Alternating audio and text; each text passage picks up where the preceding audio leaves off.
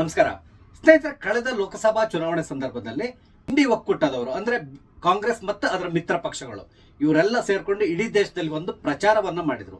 ಅದೇನಂತ ಹೇಳಿದ್ರೆ, ಒಂದ್ ವೇಳೆ ನರೇಂದ್ರ ಮೋದಿ ಅವರ ಸರ್ಕಾರ ಪುನಃ ಬಂದ್ರೆ ಅವರು ಸಂವಿಧಾನವನ್ನೇ ಬದಲಾಯಿಸ್ತಾರೆ, ಸಂವಿಧಾನವನ್ನ ಬದಲಾಯಿಸಿ ಈಗಿರುವಂತಹ ಎಲ್ಲರ ಹಕ್ಕುಗಳನ್ನ ಕಿತ್ಕೊಳ್ತಾರೆ, ಸಂವಿಧಾನವನ್ನು ಉಳಿಸಬೇಕು ಅಂತ ಹೇಳಿದ್ರೆ ನಮ್ಮನ್ನೇ ನೀವು ಸೆಲೆಕ್ಟ್ ಮಾಡಬೇಕು, ನಮಗೆ ವೋಟ್ ಹಾಕ್ಬೇಕು, ಈ ರೀತಿಯಾಗಿ ಒಂದು ಪ್ರಚಾರವನ್ನ ಮಾಡ್ಕೊಂಡ್ ಬಂದ್ರು. ಈ ಪ್ರಚಾರವನ್ನ ತಕ್ಕ ಮಟ್ಟಿಗೆ ಜನರು ನಂಬಿದ್ರು ಕೂಡ. ಆ ಮುಖಾಂತರ ಕಾಂಗ್ರೆಸ್ಗೆ 99 ಸೀಟ್ಗಳು ಬಂತು. ಅದೇ ರೀತಿಯಲ್ಲಿ ಅದರ ಮಿತ್ರ ಪಕ್ಷಗಳು ಕೂಡ ಗಳಿಕೆಯನ್ನು ಸ್ವಲ್ಪ ಇಂಪ್ರೂವ್ ಕೂಡ ಮಾಡಿಕೊಡ್ತು. ಕೊನೆಗೆ ಬಿಜೆಪಿ, ಜೆಡಿಯು ಮತ್ತೆ ಟಿಡಿಪಿ ಸಹಾಯದಿಂದ ಸರ್ಕಾರವನ್ನ ರಚಿಸಬೇಕಾದಂತ ಪರಿಸ್ಥಿತಿ ಬಂತು. ಇದು ಇತಿಹಾಸ. ಆದ್ರೆ ಈಗ ಕಾಂಗ್ರೆಸ್ ಶಾಸಕರೊಬ್ರು ಸಂವಿಧಾನವನ್ನು ಬದಲಾಯಿಸ್ತೇವೆ ಅಂತೇಳಿ ಒಂದು ಹೇಳಿಕೆಯನ್ನ ಕೊಟ್ಟು ಈಗ ಬಹುದೊಡ್ಡದಾದಂತಹ ಸಮಸ್ಯೆಗೆ ಸಿಕ್ಕಾಕೊಳ್ಳುವಾಗ ಆಗ್ಬಿಟ್ಟಿದೆ. ಹಾಗಾದ್ರೆ ಏನ್ ನಡೆದಿದೆ, ಇದ್ರ ಬಗ್ಗೆ ನಿಮ್ ಜೊತೆ ಕೆಲವೊಂದು ವಿಷಯಗಳನ್ನು ಶೇರ್ ಮಾಡ್ಕೊತಾ ಇದ್ದೇನೆ. ಸ್ನೇಹಿತರೆ, ನಿಮ್ಮೆಲ್ಲರನ್ನು ಕಾಫಿ ಆಯ್ತಾ ಯೂಟ್ಯೂಬ್ ಚಾನಲ್ಗೆ ಸ್ವಾಗತಿಸ್ತಾ ಇದ್ದೇನೆ. ಸ್ನೇಹಿತರೆ, ಲೋಕಸಭಾ ಚುನಾವಣೆ ಮುಗಿದ ಮೇಲೆ ರಾಹುಲ್ ಗಾಂಧಿ ಅವರು ಎಲ್ಲೇ ಹೋಗ್ಲಿ, ಯಾವುದೇ ವೇದಿಕೆಯಲ್ಲಿ ಭಾಷಣ ಮಾಡುವಾಗ ಯಾವಾಗ್ಲೂ ಕೂಡ ಒಂದು ಕೆಂಪು ಪುಸ್ತಕವನ್ನು ಹಿಡ್ಕೊಂಡಿರ್ತಾರೆ, ಯಾವಾಗ್ಲೂ ತೋರಿಸ್ತಾ ಇರ್ತಾರೆ, ನೋಡಿ ಇದು ಸಂವಿಧಾನ, ಈ ಸಂವಿಧಾನ ರಕ್ಷಣೆಗಾಗಿ ನಾವು ಬದ್ಧರಾಗಿದ್ದೇವೆ, ಸಂವಿಧಾನವನ್ನ ರಕ್ಷಿಸಬೇಕು ಅಂದ್ರೆ ನೀವು ಕಾಂಗ್ರೆಸ್ಗೆ ಮತ ಕೊಡಬೇಕು ಅಂತ ಹೇಳ್ಕೊಂಡು ಎಲ್ಲಾ ಕಡೆ ಚುನಾವಣಾ ರ್ಯಾಲಿ ಇರ್ಬೋದು ಅಥವಾ ಬೇರೆ ಯಾವ್ದಾದ್ರು ಸಭೆ ಇರ್ಬೋದು, ಅಲ್ಲಿ ಕೂಡ ಇದನ್ನೇ ಹೇಳ್ಕೊಂಡು ಬರ್ತಾ ಇದ್ರು. ಭಾಷಣದುದ್ದಕ್ಕೂ ಅವರು ಈ ಸಂವಿಧಾನ ಪುಸ್ತಕವನ್ನ ಮಧ್ಯ ಎತ್ತಿ ತೋರಿಸ್ತಾ ಇರ್ತಾರೆ, ಇಲ್ಲ ಅವ್ರ ಎದುರುಗಡೆ ಇಟ್ಕೊಂಡಿರ್ತಾರೆ. ಇದನ್ನ ನೀವು ನೋಡಿದೀರಾ. ಆದ್ರೆ ಕಾಂಗ್ರೆಸ್ನವರಿಗೆ ಈಗ ಬಿಸಿ ತುಪ್ಪ ಆಗುವ ರೀತಿಯಲ್ಲಿ ಡಿ ಕೆ ಶಿವಕುಮಾರ್ ಅವರೊಂದು ಹೇಳಿಕೆಯನ್ನ ಕೊಟ್ಟರು. ಅವರು ನಿನ್ನೆ ಒಂದು ಟಿವಿ ಚಾನೆಲ್ ನಲ್ಲಿ ಸಂದರ್ಶನದಲ್ಲಿ ಮಾತಾಡ್ತಾ ಇದ್ರು. ಆ ಸಂದರ್ಭದಲ್ಲಿ ಕರ್ನಾಟಕದಲ್ಲಿ ಈ ಬಾರಿಯ ಬಜೆಟ್ ನಲ್ಲಿ ಸಿದ್ದರಾಮಯ್ಯನವರು ಒಂದು ಘೋಷಣೆಯನ್ನ ಮಾಡಿದ್ದಾರೆ. ಸರ್ಕಾರಿ ಕಾಮಗಾರಿಗಳಲ್ಲಿ ಮುಸಲ್ಮಾನರಿಗೆ 4% ರಿಸರ್ವೇಶನ್ ನ ಈಗಾಗಲೇ ಘೋಷಣೆಯನ್ನ ಮಾಡಿದ್ದಾರೆ. ಇದನ್ನ ಬಿಜೆಪಿ ತುಂಬಾ ತೀವ್ರವಾಗಿ ವಿರೋಧಿಸ್ತಾ ಇದೆ. ಕಾರಣ ಏನು ಅಂದ್ರೆ, ಸಂವಿಧಾನದ ಪ್ರಕಾರ ಎಲ್ಲಿಯೂ ಕೂಡ ಮತದ ಆಧಾರದ ಮೇಲೆ ರಿಸರ್ವೇಶನ್ ಕೊಡುವ ಹಾಗಿಲ್ಲ. ಆದ್ರಿಂದ ಇದು ಹ್ಯಾಕ್ ಕೊಡ್ತಾ ಇದ್ದಾರೆ ನೀವು ಅಂತ ಹೇಳಿ ಪ್ರಶ್ನೆ ಮಾಡ್ತಾ ಇದ್ದಾರೆ. ಇದಕ್ಕೆ ಸಂಬಂಧಪಟ್ಟಂತೆ ನಿನ್ನ ಸಂದರ್ಶಕರು ಡಿ ಕೆ ಶಿವಕುಮಾರ್ ಅವರನ್ನ ಪ್ರಶ್ನೆ ಮಾಡಿದ್ರು. ಆ ಸಂದರ್ಭದಲ್ಲಿ ಡಿ ಕೆ ಶಿವಕುಮಾರ್ ಬೇರೆ ಏನೋ ಮಾತಾಡ್ತಾ ಕೊನೆಗೆ ಹೇಳಿದ್ರು, ಗುಡ್ ಟೈಮ್ಸ್ ಬರ್ತದೆ, ಆ ಸಂದರ್ಭದಲ್ಲಿ ನಾವು ಇದಕ್ಕೆ ಸಂಬಂಧಪಟ್ಟಂತೆ ಸಂವಿಧಾನದಲ್ಲೇ ಬದಲಾವಣೆಯನ್ನ ಮಾಡ್ತೇವೆ ಅಂತಕೊಂಡು ಹೇಳಿಕೆಯನ್ನ ಕೊಟ್ಟರು.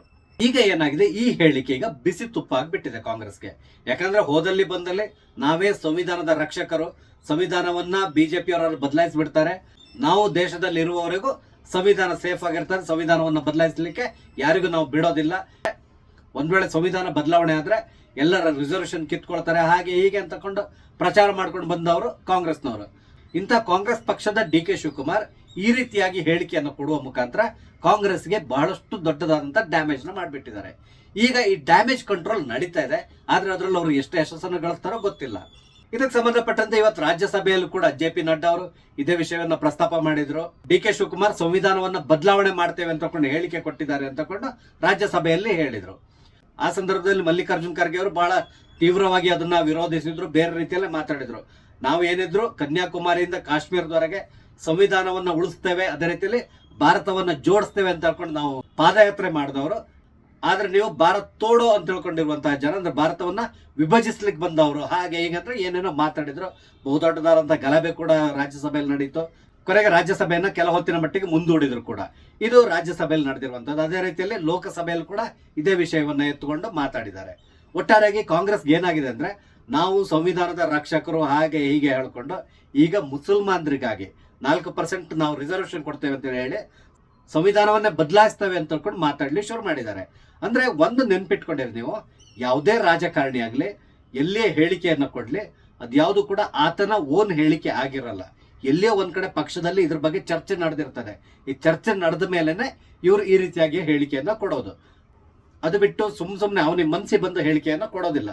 ಅಂದ್ರೆ ಡಿ ಕೆ ಶಿವಕುಮಾರ್ ಅವರು ಇಲ್ಲ ಸಂವಿಧಾನದಲ್ಲಿ ನಾವು ಬದಲಾವಣೆ ತರ್ತೇವೆ ಅಂತ ಹೇಳ್ತಾ ಇದಾರಲ್ಲ, ಇದರ ಹಿನ್ನೆಲೆ ಏನು ಅಂದ್ರೆ, ಪಕ್ಷದ ವೇದಿಕೆಯಲ್ಲಿ ನಿರ್ಧಾರ ತಗೊಂಡಿರ್ಲಿಕ್ಕೆ ಹೋಗಿನೇ ಈ ರೀತಿಯಾಗಿ ಹೇಳಿಕೆಯನ್ನು ಕೊಟ್ಟಿದ್ದಾರೆ ಅಂತ ಕೊಂಡು ಎಲ್ಲರಿಗೂ ಮಾತಾಡ್ತಾ ಇದ್ದಾರೆ. ನಂತರ ಏನಾಗಿದೆ ನಿಮ್ಗೆ ಗೊತ್ತಿದೆ, ಡಿ ಕೆ ಶಿವಕುಮಾರ್ ಅವರು ಮಾಮೂಲಾಗಿ ಹೇಳ್ತಾ ಇದ್ದಾರೆ, ನನ್ನ ಹೇಳಿಕೆಯನ್ನ ತಿರುಚಲಾಗಿದೆ ಅಂತೇಳಿ.